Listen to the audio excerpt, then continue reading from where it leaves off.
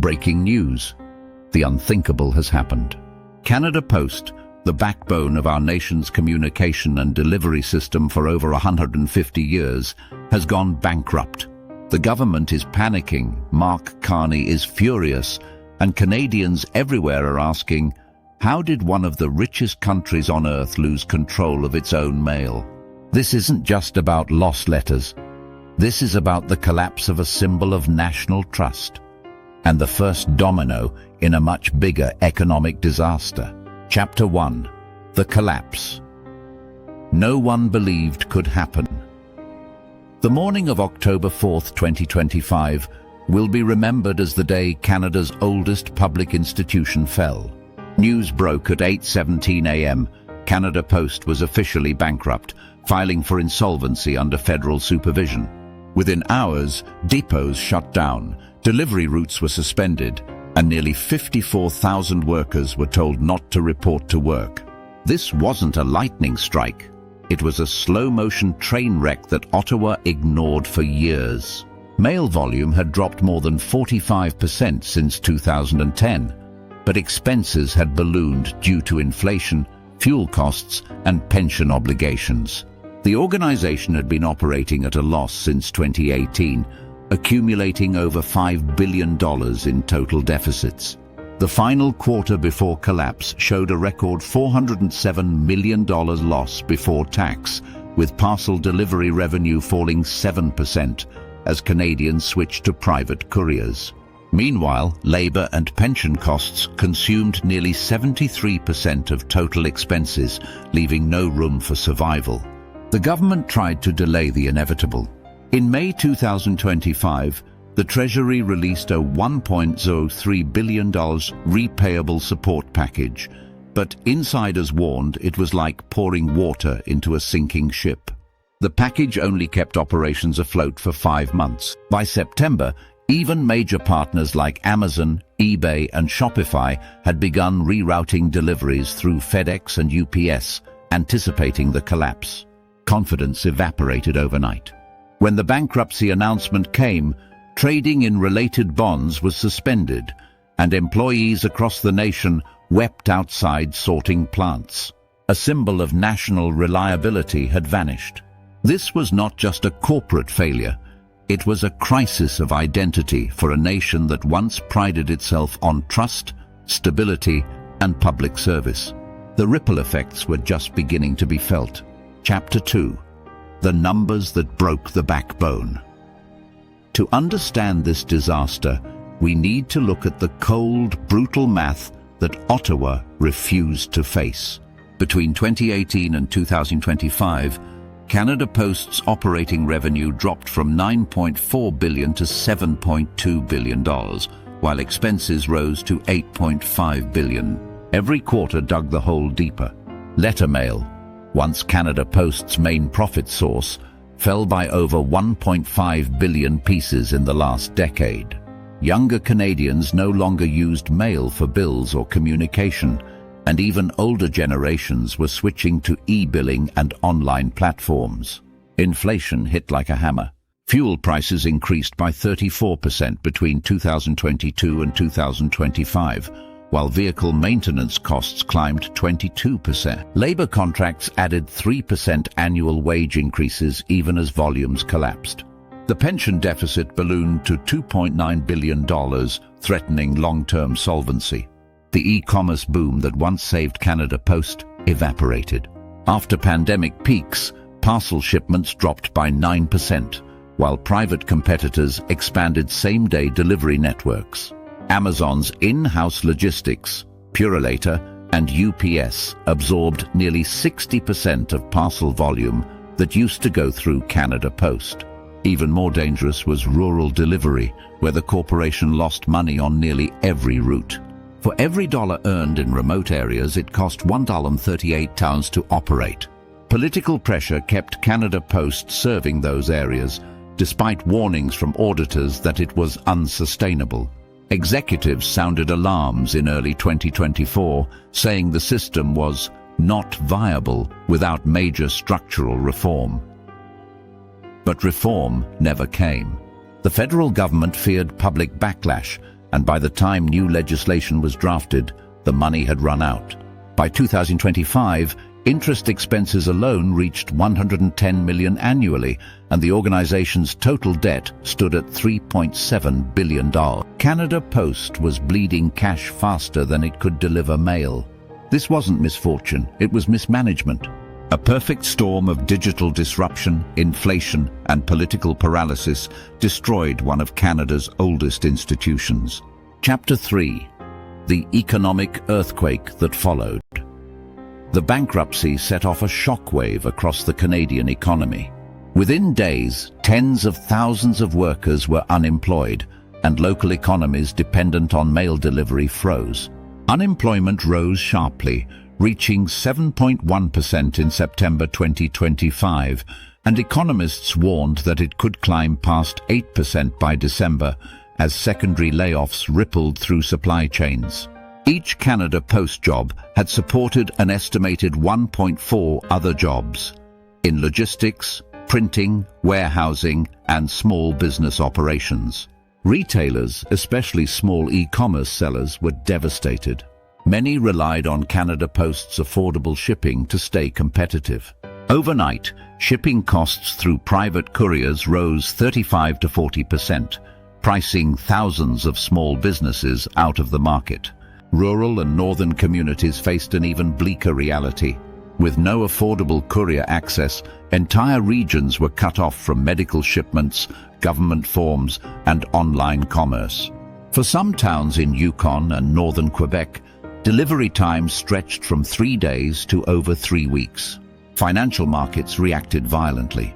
The Canadian dollar fell 2.2% in 48 hours, the steepest drop since 2020. Logistics and shipping stocks like Cargojet and Purolator saw temporary spikes, while consumer confidence fell to its lowest since the pandemic. Banks began tightening lending to logistics firms, fearing a chain reaction of defaults. Some experts estimated the collapse could wipe $12 billion off national GDP by year-end due to disrupted trade and reduced consumption. For ordinary citizens, the collapse wasn't abstract, it was personal. Bill payments went missing. Passports and medical results got delayed. And across Canada, a new realization set in. If even the mail isn't safe, what is? This wasn't just about logistics, it was about confidence in Canada itself. Chapter 4: Political Chaos and Carney's Outrage. The fallout hit Parliament like a bomb. Mark Carney's government faced a political inferno as critics accused him of allowing the crisis to unfold unchecked. Within hours of the bankruptcy filing, emergency meetings were called, and the Prime Minister's office went into lockdown. Carney appeared visibly angry during his press conference. He described the collapse as a betrayal of decades of public trust, blaming years of poor governance before his tenure. But voters weren't convinced. Polls showed his approval rating plummeting by 11 points in 1 week. Opposition leaders demanded answers. Conservative MPs called for a royal commission of inquiry, claiming that the federal government had ignored internal warnings as early as 2022. NDP leaders accused Ottawa of prioritizing political optics over structural reform. Protests erupted nationwide. Postal workers blocked roads in Ottawa and Montreal, waving banners reading, "We delivered for you, now deliver for us." In Toronto, thousands rallied outside Canada Post's headquarters, demanding severance protection. Meanwhile, the Treasury Board scrambled to draft an emergency plan. Proposals ranged from partial privatization to creating a national delivery authority, a hybrid model between government and private sector. But with the federal deficit projected to hit $56 billion in 2025, funding options were limited. The Bank of Canada issued a stark warning: more stimulus could ignite another inflation wave. Interest rates were already at 5%, squeezing homeowners, while household debt had reached 185% of disposable income, a record high. As if things couldn't worsen, Canada's credit outlook was revised from stable to negative by international rating agencies. Global investors began questioning the reliability of Canadian institutions. The political fallout wasn't just about Canada Post anymore. It was about whether Canada could still be trusted to manage its own economy. Chapter 5. The day the mail stopped. The chaos hit every Canadian home. For the first time in living memory, mailboxes were empty for weeks. Checks didn't arrive. Online orders vanished. And in remote communities, seniors missed medication deliveries. Before its collapse, Canada Post had handled 6 million parcels daily and nearly 1 billion letters annually. That system vanished overnight. Private couriers were overwhelmed. FedEx and UPS had backlogs stretching weeks. Their delivery rates surged by up to 40%, forcing businesses and households to pay far more for slower service. Healthcare systems were hit hard. Laboratories that relied on postal networks to ship blood samples and test kits had to suspend services in rural areas. Prescription refill delays left vulnerable patients at risk. Pharmacies in Alberta and Manitoba reported running out of stock on critical medications due to supply bottlenecks. Educational institutions and government agencies scrambled to adapt. Universities delayed admission packages, and immigration officers faced chaos with thousands of undelivered documents. Even the CRA warned of potential tax payment delays. The economic cost of these disruptions grew by the day. Analysts estimated a $9.4 billion productivity loss across sectors by mid-November.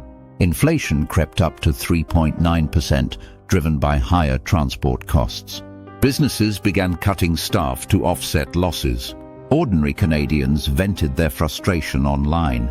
Hashtags like #MailCrisis and Canada Post fail trended for weeks. Memes circulated comparing Canada's collapse to developing nations, a painful blow to national pride. What was once taken for granted had become a national embarrassment.